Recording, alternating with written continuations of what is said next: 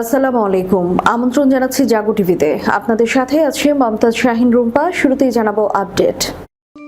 ইরানের সঙ্গে 15 ঘন্টার যুদ্ধে কঠিন শিক্ষা পেল ইসরায়েল। এই মুহূর্তেই কেন ইসরায়েলে হামলা চালালো ইরান? ক্ষয়ক্ষতি ভুলে যেভাবে পুনর্গঠিত হলো হিজবুল্লাহ। ইরানের সঙ্গে চুক্তিতেই ইসরায়েল গুরুত্বপূর্ণ নয়, আরও যা বললেন মার্কিন ভাইস প্রেসিডেন্ট জেডি ভ্যান্স। সংঘাতের মধ্যে 5 পারমাণবিক বিদ্যুৎ কেন্দ্র স্থাপনের পথে ইরান। ট্রাম্প নেতানিয়াহু বন্ধুত্বে বড় ফাটল। ইসরায়েলি অর্থমন্ত্রী বেজালেল স্মোট্রিচের ওপর ফ্রান্সের নিষেধাজ্ঞা। ইতিহাসে প্রথমবার 12টি পারমাণবিক বোমা মোতায়েন করল ভারত। শুনছিলেন শিরোনাম, এবার বিস্তারিত। ইরানের সঙ্গে 15 ঘন্টার যুদ্ধে কঠিন শিক্ষা পেয়েছে ইসরায়েল। সোমবার মাত্র 15 ঘন্টারও কম সময়ের মধ্যে এই লড়াই বন্ধ হয়ে যাওয়ায় ইসরায়েল এবং এর বিপর্যস্ত নেতা এক বড় উভয় সংকটের মধ্যে পড়েছেন, যেখানে তাদের ট্রাম্পের উপর আগের মতো নির্ভরশীল মনে হচ্ছে। নেতানিয়াহু যদি ইরানের সঙ্গে ট্রাম্পের চলমান শান্তি আলোচনা নস্যাৎ করার আশা করে থাকেন, তবে বিমান হামলা বন্ধে উভয় পক্ষের উপর মার্কিন প্রেসিডেন্টের চাপ এবং সোমবার ইসরায়েলের আরেকটি হামলার প্রস্তুতি থেকে পিছিয়ে আসা প্রমাণ করে যে সেই চেষ্টা ব্যর্থ হয়েছে। এই সংক্ষিপ্ত যুদ্ধ পরিস্থিতি লড়াইয়ে লিপ্ত পক্ষগুলোর একে অপরের হামলার প্রতিক্রিয়া দেখানোর সমীকরণ বদলে দিয়েছে, যা ইসরায়েলের জন্য সুবিধাজনক নয়। ইসরায়েল এখন বুঝতে পারছে যে ইরান লেবাননে তার প্রক্সি বাহিনী হিজবুল্লাহকে দিয়ে উত্তর ইসরায়েলের বেসামরিক নাগরিকদের উপর হামলা চালাতে পারে। হিজবুল্লাহর উপর ইসরায়েলি পাল্টা হামলার জবাবে ইরান সরাসরি ইসরায়েলে ক্ষেপণাস্ত্র ছুটতে পারে এবং ট্রাম্প ইসরায়েলকে ইরানের বিরুদ্ধে খুব কঠোর বা দীর্ঘমেয়াদী প্রতিশোধ নেওয়া থেকে বিরত রাখতে পারেন। তেল আবিবের institute for national security studies এর ইরান কর্মসূচির পরিচালক রাজ জিমদ বলেন, এটি ছিল একটি বড় পরিবর্তন। তিনি উল্লেখ করেন, এটি প্রমাণ করে যে ইরানের কট্টরপন্থী সরকার আত্মবিশ্বাসে ভরপুর এবং তারা এই সিদ্ধান্তে পৌঁছেছে যে প্রেসিডেন্ট ট্রাম্প নতুন করে যুদ্ধে জড়াতে চান না। তাই ইরান ও লেবাননের পরিস্থিতির এই পারস্পরিক সংযোগ বজায় রাখতে তারা কিছুটা ঝুঁকি নিতেই পারে। নেতানিয়াহু বৈরুতের দক্ষিণাঞ্চলীয় শহরতলি এবং হিজবুল্লাহর শক্তিশালী ঘাঁটি দাহিয়াতে হামলার নির্দেশ দেন। এর কয়েক ঘন্টা পর ইরান ইসরায়েলে প্রায় 30টি ক্ষেপণাস্ত্র নিক্ষেপ করে এর জবাব দেয়। সোমবার ইরানের ইয়েমেনি মিত্র হুথিরা ইসরায়েলে একটি ক্ষেপণাস্ত্র ছোড়ে এবং লোহিত সাগরে ইসরায়েল সংশ্লিষ্ট জাহাজে হামলার হুমকি দেয়। ইরান বিষয়ক বিশেষজ্ঞ ও অবসরপ্রাপ্ত ইসরায়েলি সামরিক গোয়েন্দা কর্মকর্তা ড্যানি স্ট্রিনোভিচ বলেন, ইরান ও ইসরায়েল উভয় যুদ্ধক্ষেত্রে নিজেদের নিজস্ব সমীকরণ চাপিয়ে দেওয়ার চেষ্টা করছে। এই মুহূর্তেই কেন ইসরায়েলে হামলা চালালো ইরান? লেবাননে ইসরায়েলি হামলার জবাবে তেহরানের প্রতিশোধমূলক পদক্ষেপকে প্রথম দেখায় একটি ঝুঁকিপূর্ণ কাজ মনে হতে পারে, যা একটি বিধ্বংসী আঞ্চলিক যুদ্ধকে আবারও উস্কে দিতে পারে। তবে ইরানের জন্য এসব হামলা ছিল অত্যন্ত প্রয়োজনীয় এবং এটি দেশটির নতুন শাসকদের একটি আক্রমণাত্মক কৌশলগত পরিবর্তনের অংশ। নতুন এই নেতৃত্বের কাছে যুদ্ধের শিক্ষা হলো কঠোর প্রতিশোধমূলক অবস্থানই তাদের টিকে থাকতে সাহায্য করেছে, এমনকি শক্তিশালী শত্রুদের বিরুদ্ধে এক ধরনের সুবিধাজনক অবস্থান এনে দিয়েছে। ওয়াশিংটন ভিত্তিক ফরেন পলিসি থিঙ্ক ট্যাঙ্ক ডনের ইরান বিষয়ক বিশেষজ্ঞ অমিত মেমারিয়ান বলেন, ইরান মূলত নিজেদের শক্তি প্রদর্শন করতে চায় এবং দেখাতে চায় যে যুদ্ধ পরিস্থিতি বাড়িয়ে দেওয়ার ক্ষমতা তাদের আছে। তারা এই বার্তা দিচ্ছে যে প্রয়োজনে তারা আবারও যুদ্ধ শুরু করতে প্রস্তুত। সাবেক সর্বোচ্চ নেতা আয়াতুল্লাহ আলী খামেনির অধীনে গত এক দশকে তেহরান যুক্তরাষ্ট্র ও ইসরায়েলে হামলার ক্ষেত্রে বেশ সতর্ক ছিল। 2020 সালে মার্কিন হামলায় শীর্ষ সামরিক নেতা কাসেম সোলাইমানি নিহত হওয়ার পর ইরান খুবই সীমিত প্রতিশোধ নিয়েছিল। এমনকি গত জুনের 12 দিনের যুদ্ধেও তাদের প্রতিশোধ ছিল কাতারে অবস্থিত একটিমাত্র মার্কিন ঘাঁটিতে হামলার মধ্যে সীমাবদ্ধ। সাম্প্রতিক সপ্তাহগুলোতে ইরানি কর্মকর্তারা তাদের সবচেয়ে গুরুত্বপূর্ণ মিত্র লেবাননের সশস্ত্র গোষ্ঠী হিজবুল্লাহর উপর ইসরায়েলি হামলা অনেকটাই সহ্য করেছেন। তবে তারা এই হামলার সমালোচনা করে সতর্ক করেছিলেন যে গত এপ্রিলে ওয়াশিংটনের সঙ্গে হওয়া আঞ্চলিক যুদ্ধবিরতি চুক্তিতে শিয়া প্রতিরোধ এই বাহিনীকেও অন্তর্ভুক্ত করা উচিত। যতক্ষণ ইসরায়েলের হামলা দক্ষিণ লেবাননের মধ্যে সীমাবদ্ধ ছিল, ততক্ষণ ইরান কোনো প্রতিক্রিয়া দেখায়নি। কিন্তু ইরান আগেই সতর্ক করেছিল, ইসরায়েল যদি লেবাননের রাজধানী বৈরুতের দক্ষিণাঞ্চলীয় শহরতলিতে হামলা সম্প্রসারিত করে তবে সমীকরণ বদলে যাবে। গত রোববার ইসরায়েল ঠিক সেই কাজটাই করে। ইরানের নীতি নির্ধারণী ও উপদেষ্টা পরিষদ এক্সপেডিয়েন্সি কাউন্সিল এর চেয়ারম্যান সাদেক লারিজানি বলেন, লেবাননের প্রতিরক্ষায় ইরানের এই হামলা কেবল কোনো সামরিক প্রতিক্রিয়া ছিল না, এটি ছিল একটি কৌশলগত ডক্ট্রিনের আনুষ্ঠানিক ঘোষণা। তিনি আরো বলেন, প্রতিরোধ অক্ষের যে কোনো উপাদানের উপর হামলা হলে তার প্রতিক্রিয়া ভৌগোলিক সীমানা ছাড়িয়ে যাবে এবং তা অঞ্চলের ক্ষমতার ভারসাম্য পরিবর্তন করে দেবে। ক্ষয়ক্ষতি ভুলে পুনর্গঠিত হয়েছে হিজবুল্লাহ। ওয়াশিংটনে মার্কিন মধ্যস্থতায় লেবানন ও ইসরায়েল সরকারের মধ্যে যুদ্ধবিরতি নবায়ন এবং একটি সামগ্রিক সমাধানের লক্ষ্যে চুক্তি ঘোষণার পর হিজবুল্লাহ তা প্রত্যাখ্যান করেছে। দক্ষিণ লেবাননে ইসরায়েলি বোমা বর্ষণ ও সামরিক অনুপ্রবেশ অব্যাহত থাকা সত্ত্বেও চুক্তির শর্ত অনুযায়ী কেবল হিজবুল্লাহকে তাদের হামলা বন্ধ করতে বলা হয়েছে। লেবাননের এই প্রতিরোধ গোষ্ঠীটি আলোচনাকে অযৌক্তিক, অপমানজনক ও আপত্তিকর আখ্যা দিয়ে তা দ্রুত প্রত্যাখ্যান করেছে। 2026 সালের মার্চ মাসে শুরু হওয়া রমজান যুদ্ধ নামে পরিচিত সাম্প্রতিক এই লড়াইয়ে হিজবুল্লাহ 10 সপ্তাহের বেশি সময় ধরে ইসরায়েলের নতুন আক্রমণের বিরুদ্ধে ড্রোন ও বিশেষায়িত ছোট ইউনিটের উপর ভরসা করে একটি দীর্ঘমেয়াদী ও ক্ষয়ক্ষতিমূলক যুদ্ধ চালিয়ে যাচ্ছে। লড়াইয়ের প্রায় 70 দিন পর এটি স্পষ্ট যে 2024 সালের বাহিনীর তুলনায় বর্তমান হিজবুল্লাহ তাদের সামরিক সংগঠন, যুদ্ধক্ষেত্রের প্রস্তুতি ও পরিচালনাগত নমনীয়তার দিক থেকে উল্লেখযোগ্যভাবে আলাদা। 2023 সালের সমর্থন যুদ্ধ এবং 2024 সালের 66 দিনের যুদ্ধের তুলনায় এবার তাদের কমান্ড মেকানিজম, যুদ্ধনীতি এবং বাহিনী মোতায়েনের ক্ষেত্রে গভীর পরিবর্তন এসেছে। 2024 সালের 66 দিনের যুদ্ধে হিজবুল্লাহর প্রধান দুর্বলতা ছিল যোগাযোগ ব্যবস্থায় ত্রুটি এবং হেডকোয়ার্টারের সঙ্গে মাঠ পর্যায়ের ইউনিটের সমন্বয়ের অভাব। তবে সাম্প্রতিক যুদ্ধে একাধিক ফ্রন্টে একসঙ্গে অভিযান চলছে এবং যুদ্ধক্ষেত্রের সঙ্গে সদর দপ্তরের যোগাযোগ নিরবচ্ছিন্ন রয়েছে। এমনকি 2026 সালের 8 এপ্রিলের তীব্র হামলার মুখেও তাদের কমান্ড চেইন ভেঙে পড়েনি। বর্তমানে বাহিনীতে যুদ্ধক্ষেত্রের ভিডিও ধারণ ও প্রকাশের কাজটিও সুশৃঙ্খলভাবে করা হচ্ছে।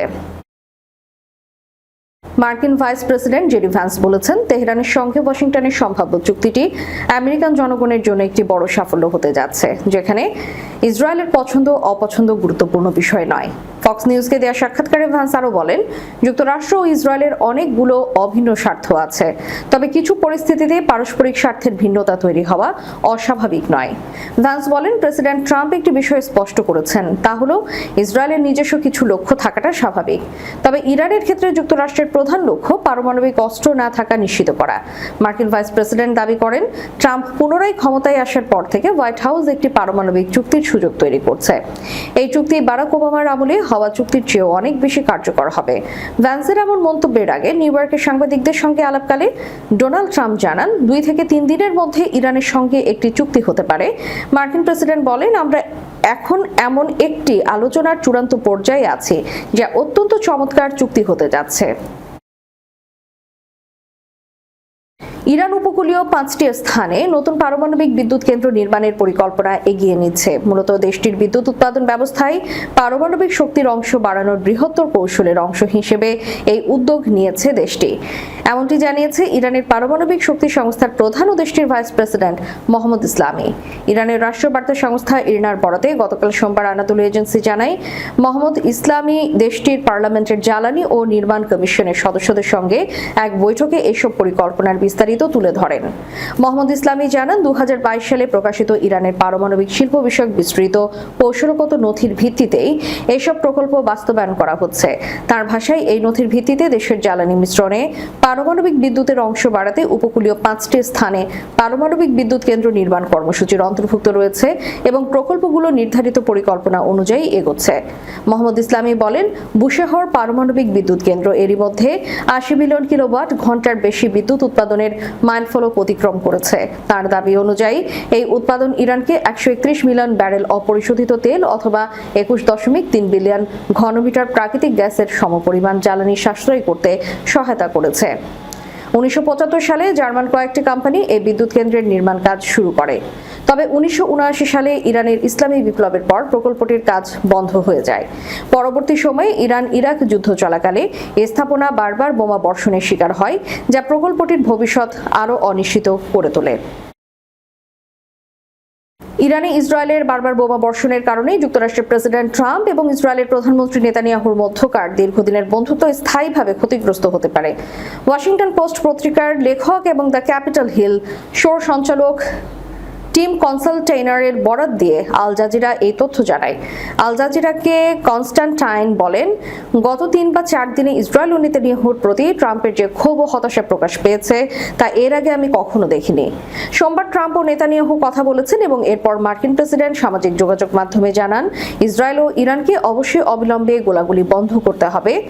তিনি বলেন, ট্রাম্প হয়তো হতাশা ও অসন্তোষের এমন এক পর্যায়ে পৌঁছে গেছেন, অতীতে তাদের মধ্যে যে প্রাণবন্ত ও সৌহার্দ্যপূর্ণ বন্ধুত্ব ছিল সেখানে আর কখনোই ফিরে যাওয়া সম্ভব নাও হতে পারে। অধিকৃত পশ্চিম তীরে সহিংসতা বৃদ্ধি এবং ঔপনিবেশিক তৎপরতা জোরালো করার অভিযোগে ইসরায়েলের অর্থমন্ত্রী বেজালেল স্মোট্রিচ সহ একাধিক নেতার উপর ফ্রান্সের প্রবেশের উপর নিষেধাজ্ঞা জারি করা হয়েছে। ফ্রান্সের পররাষ্ট্রমন্ত্রী জো নোয়েল বারো সামাজিক যোগাযোগ মাধ্যম এক্সে এক বিবৃতিতে এই তথ্য নিশ্চিত করেছে। ফ্রান্স তার আন্তর্জাতিক মিত্রদের সাথে সমন্বয় করে এই যৌথ জাতীয় নিষেধাজ্ঞা আরোপের সিদ্ধান্ত নিয়েছে। পররাষ্ট্রমন্ত্রী বারো জানান, ব্রিটেন, কানাডা, অস্ট্রেলিয়া, নিউজিল্যান্ড এবং নরওয়ের মতো অংশীদার দেশগুলোর সাথে একযোগে এই নতুন নিষেধাজ্ঞা কার্যকর করা হচ্ছে।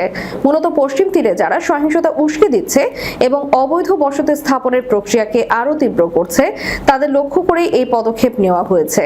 এই সিদ্ধান্তের ফলে ইসরায়েলের কট্টরপন্থী অর্থমন্ত্রী বেজালেল স্মোট্রিচ, দেশটির 4 জন প্রভাবশালী সেটলার সংগঠনের নেতা এবং 21 জন সহিংস সেটলারের ফ্রান্সে প্রবেশ নিষিদ্ধ করা হয়েছে। ফরাসি পররাষ্ট্রমন্ত্রী স্মোট্রিচের কড়া সমালোচনা করে বলেন, ইসরায়েলি অর্থমন্ত্রী সক্রিয়ভাবে পশ্চিম তীরকে ইসরায়েলের অন্তর্ভুক্ত বা সংযুক্তি করার পক্ষে প্রচার চালাচ্ছে এবং তা প্রকাশ্যে দাবি করছেন। এর পাশাপাশি তিনি পশ্চিম তীরে নতুন অবৈধ বসতি তৈরি, গাজা পুনরুদ্ধার এবং ফিলিস্তিনি কর্তৃপক্ষের অর্থনৈতিক মেরুদণ্ড ভেঙে দেওয়ার মতো নীতিকে সমর্থন উস্কে দিচ্ছে। পররাষ্ট্রমন্ত্রী আরও যোগ করেন যে স্মোট্রিচের এসব নীতি ফিলিস্তিনের সাধারণ জনগণের উপর মারাত্মক ও ক্ষতিকর প্রভাব ফেলছে। আন্তর্জাতিক সম্প্রদায়ের বিশাল সংখ্যাগরিষ্ঠ অংশ যারা ফিলিস্তিন ও ইসরায়েলের মধ্যকার চলমান সংকট নিরসনে রাষ্ট্র সমাধান নীতিতে দৃঢ়ভাবে বিশ্বাসী, তারা এই ধরনের নীতি বা কর্মকাণ্ড কোনোভাবেই মেনে নিতে পারে না। আর এই কারণেই ফ্রান্স ও তার মিত্র দেশগুলো এই কঠোর পদক্ষেপ গ্রহণ করেছে। নিজেদের পরমাণু নীতিতে এক যুগান্তকারী পরিবর্তন এনে ইতিহাসে প্রথমবারের মতো 12টি পারমাণবিক ওয়ারহেড বা বোমা সক্রিয়ভাবে মোতায়েন করেছে ভারত। বৈশ্বিক অস্ত্র প্রতিযোগিতা ও সামরিক শক্তির উপর নজরদারি চালানো শীর্ষ আন্তর্জাতিক সংস্থা স্টকহোম ইন্টারন্যাশনাল পিস রিসার্চ ইনস্টিটিউটের সর্বশেষ বার্ষিক প্রতিবেদনে এই চাঞ্চল্যকর তথ্য সামনে আসে। শিপ্রাই এর এই প্রতিবেদনটি কয়েক দশকের পুরনো পারমাণবিক নীতি থেকে নয়াদিল্লির এক বড় ধরনের সরে আসার ইঙ্গিত দেয়। ভারতের নীতি ছিল শান্তিকালীন সময়ে পারমাণবিক ওয়ারহেড এবং সেগুলো উৎক্ষেপণের ক্ষেপণাস্ত্র বা ব্যবস্থা সম্পূর্ণ আলাদাভাবে সংরক্ষণ করা। তবে এবারই প্রথম আন্তর্জাতিক সংস্থাটি ভারতের পারমাণবিক সক্ষমতার একটি অংশকে কেবল মজুদ হিসেবে না দেখে সক্রিয়ভাবে মোতায়েনকৃত হিসেবে শ্রেণীবদ্ধ করেছে। প্রতিবেদনে বলা হয়, ভূগর্ভস্থ মিসাইল, সাইলো এবং নতুন পারমাণবিক সাবমেরিনগুলোতে যে কোনো মুহূর্তে উৎক্ষেপণের জন্য প্রস্তুত এই 12টি পারমাণবিক বোমা যুক্ত করা হয়েছে। এটি ভারতীয় সশস্ত্র বাহিনীর সর্বোচ্চ যুদ্ধ প্রস্তুতিরই একটি স্পষ্ট সংকেত। এই প্রথমবারের মতো ভারত তাদের পারমাণবিক ওয়ারহেডগুলোকে সরাসরি উৎক্ষেপণ ব্যবস্থার সাথে যুক্ত করেছে এবং কিংবা সরাসরি অপারেশনাল ফোর্সের ঘাঁটিতে মোতায়েন করেছে। সদ্য প্রকাশিত এই প্রতিবেদনে আরও জানা যায়, গত 1 বছরে ভারতের সামগ্রিক পারমাণবিক বোমার মজুদও কিছুটা বৃদ্ধি পেয়েছে। জানুয়ারি 2026 সালের হিসাব অনুযায়ী ভারতের পারমাণবিক বোমার সংখ্যা দাঁড়িয়েছে প্রায় 190টিতে, যা আগের বছরের চেয়ে কিছুটা বেশি। এই পরমাণু অস্ত্রগুলো মূলত ভারতের আকাশপথ, স্থলভাগ এবং সাবমেরিন চালিত নৌবাহিনীর সমন্বয়ে গঠিত একটি পরিপক্ক নিউক্লিয়ার ট্রায়াড এর অংশ হিসেবে বিন্যস্ত রয়েছে। শেষ করার পূর্বে সংবাদ শিরোনামগুলো জানাবো আরও একবার। ইরানের সঙ্গে 15 ঘন্টার যুদ্ধে কঠিন শিক্ষা পেল ইসরায়েল। এই মুহূর্তেই কেন ইসরায়েলে হামলা চালালো ইরান? ক্ষয়ক্ষতি ভুলে যেভাবে পুনর্গঠিত হলো হিজবুল্লাহ। ইরানের সঙ্গে চুক্তিতেই ইসরায়েল গুরুত্বপূর্ণ নয়, আরও যা বললেন মার্কিন ভাইস প্রেসিডেন্ট জেডি ভ্যান্স। সংঘাতের মধ্যে 5 পারমাণবিক বিদ্যুৎ কেন্দ্র স্থাপনের পথে ইরান। ট্রাম্প নেতানিয়াহু বন্ধুত্বে বড় ফাটল। ইসরায়েলি অর্থমন্ত্রী বেজালেল স্মোট্রিচের ওপর ফ্রান্সের নিষেধাজ্ঞা। ইতিহাসে প্রথমবার 12টি পারমাণবিক বোমা মোতায়েন করল ভারত। এতক্ষণ আমাদের সাথে থাকার জন্য ধন্যবাদ। আল্লাহ হাফেজ।